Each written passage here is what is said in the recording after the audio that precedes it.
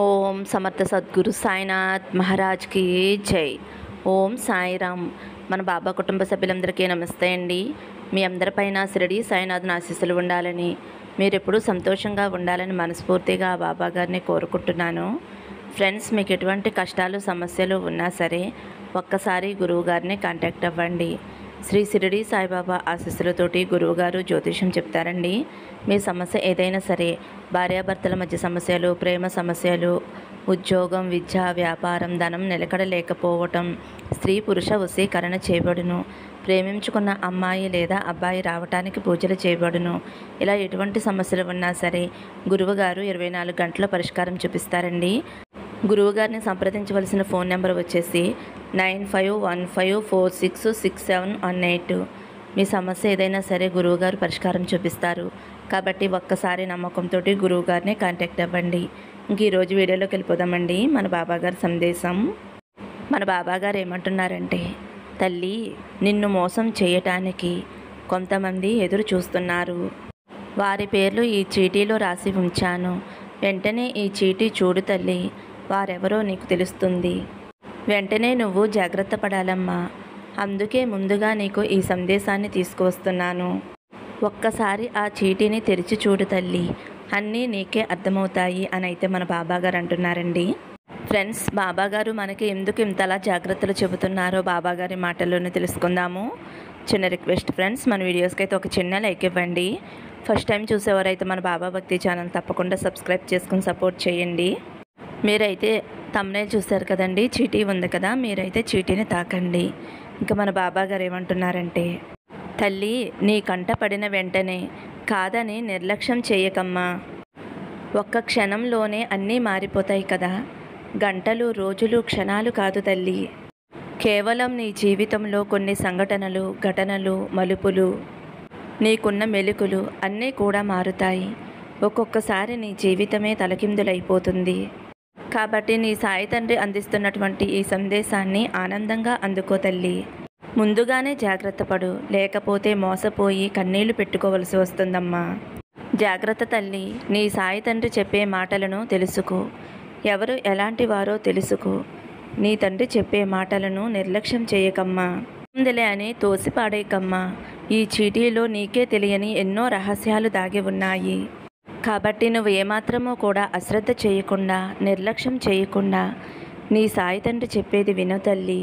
ఇది కేవలం నీ బాబా తండ్రి నీకోసం తీసుకువచ్చిన సందేశం.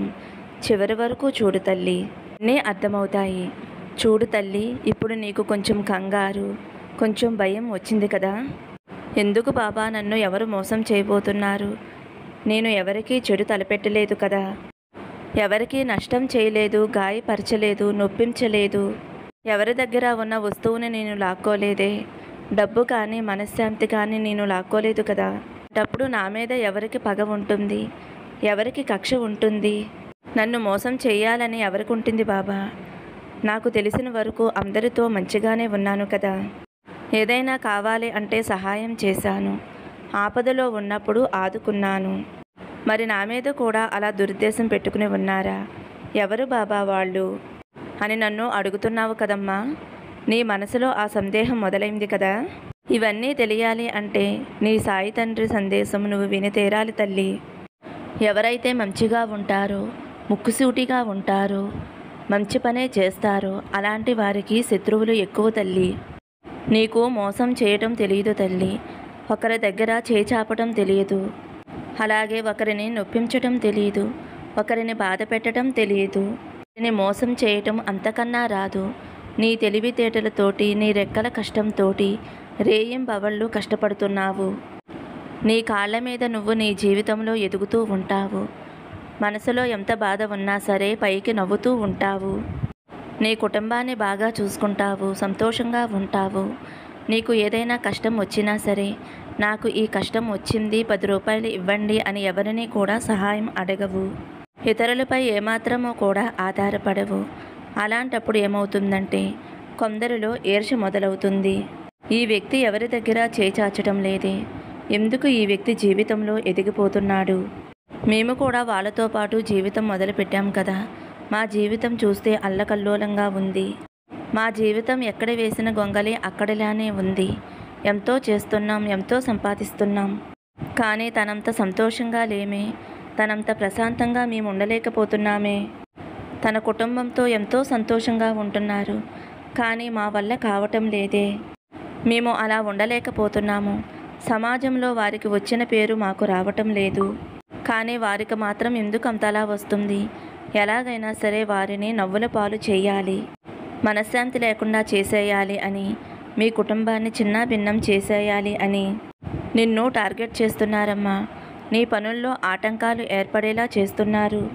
నీ ఎదుగుదలని ఆపాలని చూస్తున్నారు. ఎందుకు బాబా అలా చేస్తున్నారు? నేను ఎవరికి ఏమీ చేయలేదు కదా, నేను ఏ అపకారం చేయలేదు కదా అనే అనుమానం నీలో వస్తే దీని వెనక ఒక కారణం ఉందమ్మా.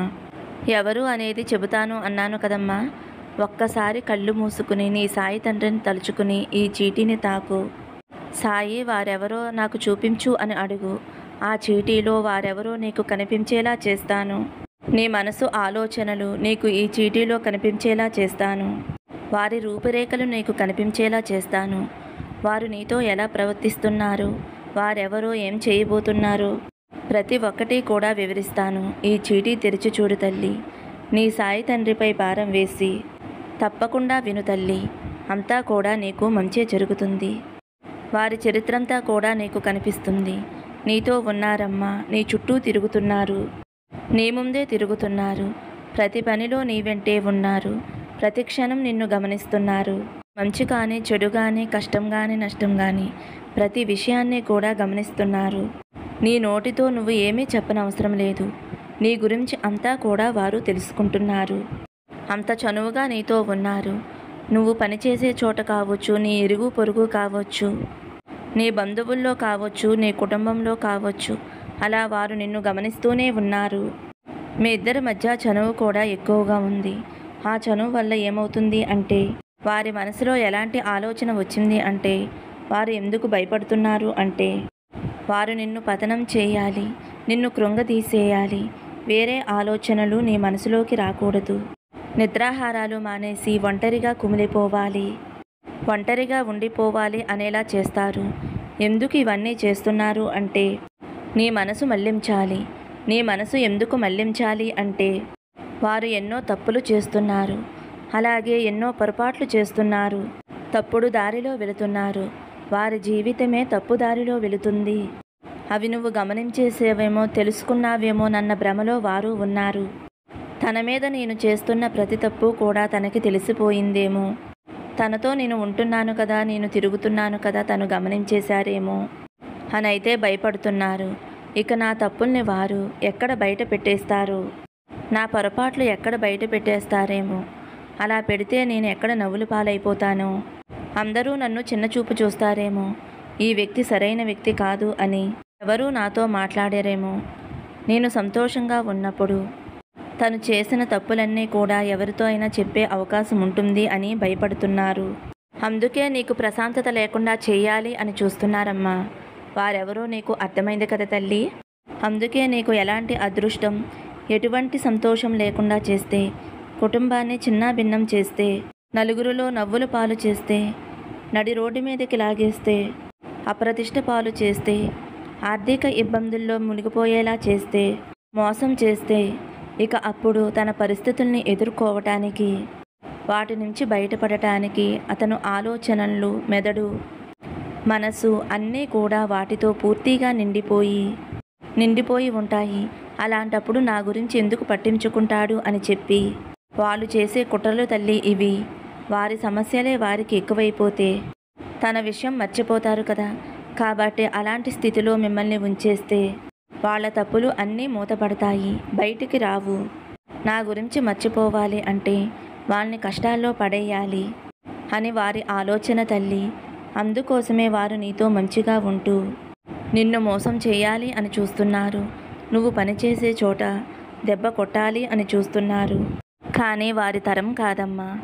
ఎన్ని జన్మలు ఎత్తినా వారి వల్ల కాదు. ఏం చేసినా మనుషుల వల్ల ఏమవుతుంది? ఏదన్నా తలుచుకుంటే నీ సాయి తండ్రి తలుచుకోవాలి. మంచైనా చెడైనా నీ బాబా ఆశీర్వాదంతోనే జరుగుతుంది తల్లి. అలాంటి వారు నీ ముందు ఎన్ని ఆటలు ఆడినా వాళ్ళ ఆటలు సాగుతాయా చెప్పు తల్లి.